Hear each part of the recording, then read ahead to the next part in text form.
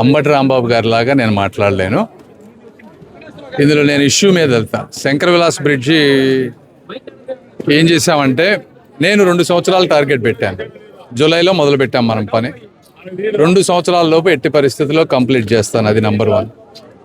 రెండోది, సెంటర్లో railway bridge ఇంకా కూల్చలేదంటున్నారు. దానికి ఆల్రెడీ ఏజెన్సీతో మాట్లాడితే వాళ్ళు ఒక ఏజెన్సీ వాళ్ళు, అది కాంప్లికేటెడ్ ప్రాసెస్. ఎందుకంటే ఇక్కడ ప్రతి గంటకి చాలా ట్రైన్స్ పోతూ ఉంటాయి. ఈ ట్రైన్స్ అన్ని డిస్టర్బ్ చేయకుండా ఆ బ్రిడ్జ్ తీయాలి. అది ఓన్లీ 2-3 ఇండియాలో ఎక్స్పర్టీస్ ఉంది. మొదటి వ్యక్తినితో మాట్లాడితే వాళ్ళు 35 రోజులు కావాలన్నారు. రైల్వే వాళ్ళు 35 రోజులు మేము ఇవ్వలేము, ఇది కష్టం అని చెప్పి వాళ్ళు ఇంకొక ఏజెన్సీని రికమెండ్ చేశారు. ఆ ఏజెన్సీ వాళ్ళు కూడా వచ్చి నేను చూసుకొని వెళ్ళారు.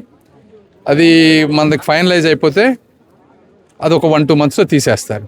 అయితే ఆ తీసేసే సమయానికి ఎక్కడా కూడా వర్క్కి అది అడ్డం ఉండేటువంటి పరిస్థితి లేదు. మిగిలిన వర్క్ అయ్యేలోపు తీసేస్తారు. అది నెంబర్ 1, ప్రజలు అర్థం చేసుకోవాలి.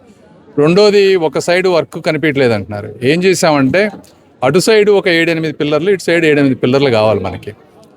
2 సైడ్లు వర్క్ డిస్ట్రిబ్యూట్ చేసుకుంటే ప్రాబ్లం అవుతుంది. ప్రయాణికులకి వాళ్ళకి ఇబ్బంది అవుతుంది, వీళ్ళకి ఇబ్బంది అవుతుంది, ఆ పక్కన వెళ్ళే వాళ్ళకని ముందు మొత్తం ఒక సైడ్ చేస్తాం సార్, ఫాస్ట్గా అయిపోతుంది. 1 సైడ్ చేస్తే అటు సైడ్ ప్రయాణికులకి ఇబ్బందిగా ఉండదంటే, ఓకే మీరు ఒక సైడ్ మొత్తం క్లియర్ చేయండి అంటే మొత్తం ఇటు వచ్చి ఎంత వర్క్ చేస్తూ ఉన్నారు.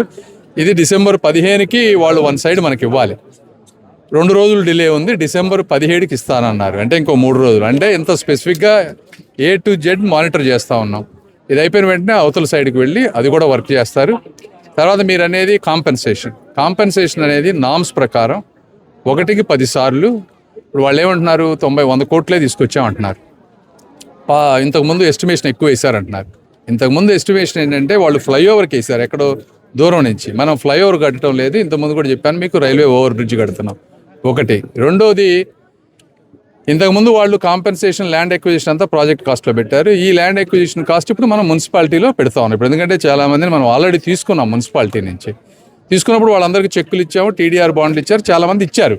ఇక్కడ కొద్ది మందితోటే కొద్దిగా ఇష్యూ ఉంది. అది కూడా కొద్దిగా దానికి ఏంటంటే రకరకాల కారణాలు ఉన్నాయి. సరే, ఆ విషయాల్లోకి నేను వెళ్ళను. మా మేయర్ గారు అదేవిధంగా మా ఎమ్మెల్యేలు అందరూ మాట్లాడుతూ ఉన్నారు. సామరస్యంగా చేయటానికి, అంటే ఇప్పుడు మాకు వర్క్ చేసుకోవడానికి ఇబ్బంది లేదు కాబట్టి సాధ్యమైనంత సామరస్యంగా వెళ్ళాలి, వాళ్ళకి టైం ఇవ్వాలి అనే ఉద్దేశంతో మేము చెప్తా ఉన్నాం. ఆ టైం వచ్చినప్పుడు అది ఎట్లా చేయాలో చేస్తాను. ఎమ్మెల్యేలు డమ్మీ వాళ్ళు దేవులేదని అమ్మటం. సరే, ఇప్పుడు నేను అలాంటి మాటలన్నీ మాట్లాడలేను. ఎవరు డమ్మీలా ఏంటనేది అది కరెక్ట్ కాదు. అవన్నీ పద్ధతి, అది వాళ్ళని కించపరిచి ఆయన ఏదో అట్లా మాట్లాడటం అనేది కరెక్ట్ కాదు. వాళ్ళ ఉద్దేశం నాకు ఏమనిపించింది అంటే, నేను మన జగన్మోహన్ రెడ్డి గారు ఈ అమరావతి మీద ఈ విధంగా కంటిన్యూస్గా ఏదో రాక్షస ఆనందం పొందుతున్నారనే దెబ్బకి వాళ్ళకి ఏదో పార్టీ హైకమాండ్ నుంచి మీరేం మాట్లాడలేదంటే పాపం వాళ్ళందరూ వచ్చి గబక్కన ఏదో శంకర విలాస్ దగ్గర చేయాలనేది చేసినట్టున్నారు. సరే, అంబటి రాంబాబు గారి పరిస్థితి నేను అర్థం చేసుకోగలను. వాళ్ళకి ఎక్కడి నుంచి ఇన్ఫర్మేషన్ వచ్చింది కాబట్టి ఏదో మాట్లాడుతూ ఉంటారు. మనం వాటన్నిటికీ రెస్పాండ్ అవ్వాల్సిన అవసరం లేదు. మీకు విషయం మీద ఏదైనా కావాలంటే నేను చెప్తాను. Thank you.